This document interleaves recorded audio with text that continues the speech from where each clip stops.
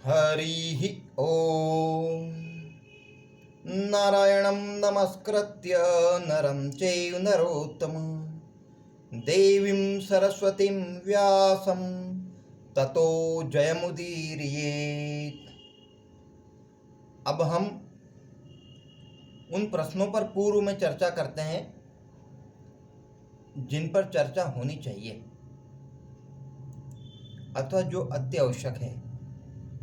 तो आज के हमारे जो प्रश्न हैं वो प्रश्न हम पूर्व में शेयर करते हैं, क्या होता है फिर तो हम आगे इसकी चर्चा करेंगे। तो सर्वप्रथम प्रश्न, पहला प्रश्न, छठे प्रश्न से प्रारंभ करना है। क्या भाई छठा प्रश्न कहाँ है? ये रहा। तो प्रश्न है, अक्षणी और महारथी ये जो दो शब्द है इनमें क्या भेद है? प्रश्न है, अक्षणी और महारथी इनमें क्या भेद है, इनमें क्या अंतर है, ये प्रश्न है। तो इसको समझने के लिए हम छठे नंबर के और भी थोड़ा सा आगे निकलना पड़ेगा। नहीं, ये 8, 7, 6 यहाँ पर समझना पड़ेगा। अक्षणी और महारथी सेना में बड़ा अंतर होता है। अक्षणी संख्यात्मक है। अक्षणी सेना अर्थात ये 21,870 रथ, 21,870 हाथी और 65,610 घोड़े और 1,09,350 पैदल सैनिक, इन चारों संख्याओं को मिला लेते हैं तो लगभग 2,18,700 सैनिक होते हैं। ये एक अक्षणी सेना के अंतर्गत आते हैं। एक अक्षणी सेना, ये एक अक्षणी सेना है। इसी प्रकार की 18 अक्षणी सेना ने कुरुक्षेत्र में भाग लिया था, जिसमें से 7 अक्षणी सेना पांडवों के पास थी और 11 अक्षणी सेना कौरवों के पास थी। कुल 18 अक्षणी सेना ने युद्ध किया। परंतु किसी सेना का जो शक्ति का अनुमान है केवल संख्यात्मक नहीं लगाया जाता है, उसकी क्वालिटी से भी लगाया जाता है कि उसमें कितने महारथी है। अब महारथी अर्थात क्या? महारथी अर्थात 10,000 सैनिकों से लड़ने वाला, अर्थात दिव्य शस्त्रों का ज्ञाता, अर्थात दिव्य शस्त्रों की जिसके अंदर समझ हो, ऐसा एक श्रेष्ठ योद्धा। इस शक्ति के द्वारा ही किसी सेना के शक्ति का अनुमान लगाया जाता है कि वह सेना कितनी शक्तिशाली है, उसमें कितने महारथी है। इसलिए जब हम गीता भी पढ़ते हैं तो समझ में आता है कि सबसे पहले दुर्योधन द्रोणाचार्य जी के पास जाकर के पांडव सेना के महारथी वीरों के नाम बताता है। तो अब समझ में आ सकता है कि ये कितना महत्वपूर्ण है। ये कोई सामान्य प्रश्न नहीं, ये बड़ा महत्वपूर्ण प्रश्न है कि अक्षणी और महारथी सेना में तो वास्तव में एक महारथी एक अक्षणी सेना को रोन सकता है।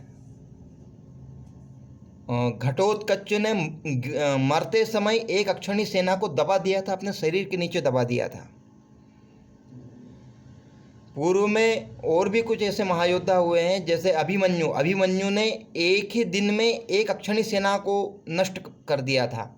जिस दिन अति भयंकर युद्ध हुआ था, चक्रव्यूह भेदन हुआ था, उस दिन एक अक्षणी सेना को एक दिन में रौंद दिया था, जबकि उसमें बड़े बड़े रथी महारथी ऐसे वीर थे। तो भी तो ये महारथी किसी सेना की शक्ति को दर्शाता है कि उस सेना के अंदर वास्तव में शक्ति कितनी है।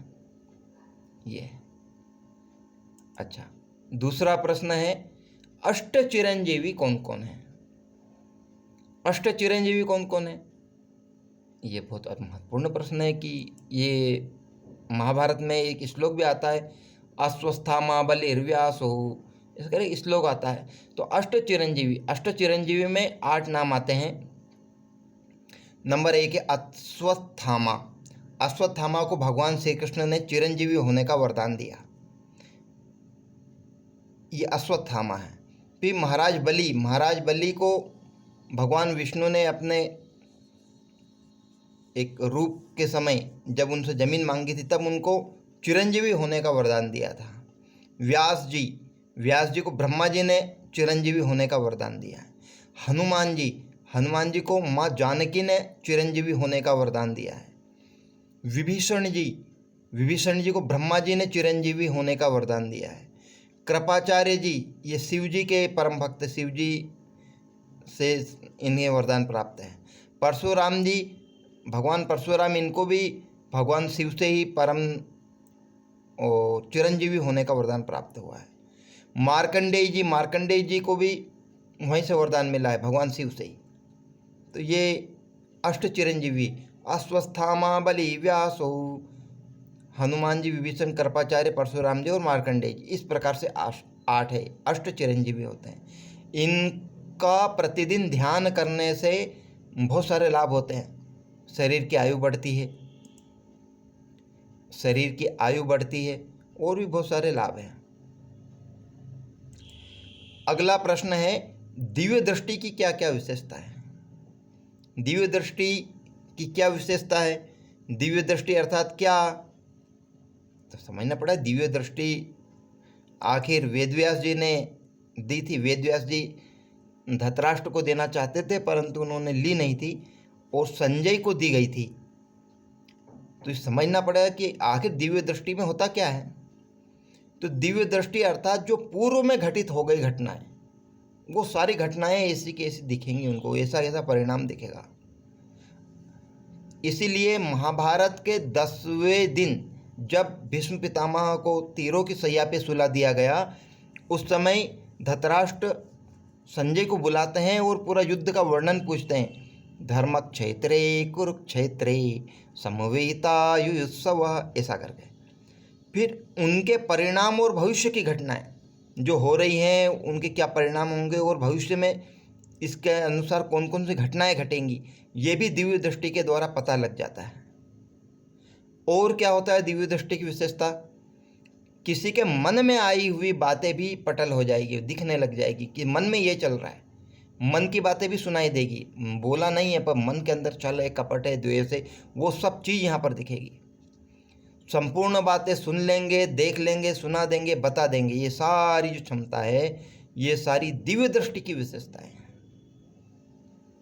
और कौन सी विशेषताएं हैं? ये दिव्य दृष्टि विशेषता हो गया। अब प्रश्न क्रमांक 9 है, गीता किन किन लोगों को कही है? 9वां प्रश्न बहुत ही महत्वपूर्ण प्रश्न कि आखिर गीता कही गई है तो गीता किन किन लोगों को कही गई है। तो उसके लिए है ये, अरे 2 हो गई क्या? हाँ, तो गीता किन किन लोगों को कही गई, इससे आप गीता, यहाँ पर कुछ गीताओं के नाम हैं, करीब 10 गीताओं के नाम हैं, इनके बारे में वर्णन करता हूँ। नंबर 1 है श्रीमद् भगवद गीता, दिख रहा है श्रीमद् भगवद गीता। ये अति महत्वपूर्ण गीता है, सबसे ज़्यादा संसार में पढ़ी जाने वाली गीता है। ये युद्ध क्षेत्र में भगवान श्री कृष्ण ने अर्जुन को कही थी। फिर दूसरी है अवधूत गीता। अवधूत गीता ये भी भगवान दत्तात्रेय ने कही थी। ये भगवान दत्तात्रेय ने कही थी अवधूत गीता। फिर आती अष्टावक्र गीता। अष्टावक्र गीता अष्टावक्र ऋषि ने राजा जनक जी से कही थी। चौथे नंबर आता है उद्धव गीता। ये भी कहीं सुनने में आती, उद्धव गीता भगवान श्री कृष्ण ने उद्धव जी को कही थी। एक आती राम गीता, ये बड़ी अद्भुत चीज़ है, नई चीज़ है। राम गीता भगवान श्री राम ने लक्ष्मण जी से कही थी, जिसके अंतर्गत आता है अपि स्वर्णमयी लंका न मे रोचते लक्ष्मण, जननी जन्मभूमिश्च स्वर्गादपि गरीयसी। फिर देवी गीता भी है। देवी गीता माँ दुर्गा ने हिमालय को कही थी, अपने पिता हिमालय को पूरी कही थी। इसके अलावा भी कुछ गीताएं प्रचलित है, गणेश गीता, शिव गीता, नारद गीता, हनुमान गीता और भी कुछ गीताएं प्रचलित है जो प्रमुख गीताओं के अंतर्गत ही आती है। जैसे ज्ञानेश्वरी गीता है, ये महाराष्ट्र में चलती है सामान्यतः। ये गीताएं प्रमुख गीता है। इनके जो वक्ता है ये हमने बता दिया। अब अंतिम प्रश्न है, दुर्योधन व अर्जुन की तुलना क्यों की गई है? आखिर दुर्योधन और अर्जुन की तुलना क्यों की गई है? तो यहाँ पर एक शब्द आता है, जब हम इसको ध्यान से देखते हैं तो एक शब्द आता है दृष्टवा। शब्द आता है दृष्टवा। तो दो लोग देख रहे हैं, दो लोगों से एक जैसी चर्चाएं हैं। कौन कौन है वे दो लोग? एक तो है दुर्योधन, दूसरे हैं अर्जुन। तो दुर्योधन जब युद्ध की बारी आई तो कहाँ पर गए, कैसी अवस्था में थे, और अर्जुन को ने जब युद्ध की सिद्धता देखी तब कहाँ कहाँ गए।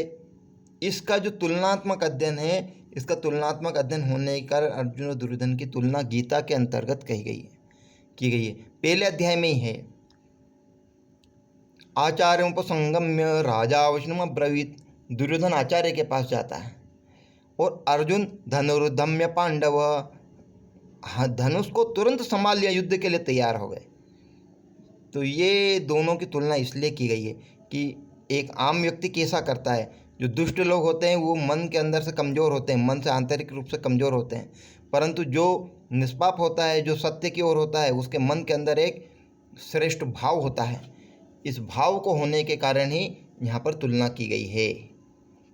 अस्तु, तो ठीक है, हम मिलते हैं आगे के एपिसोड में। जय श्री राम।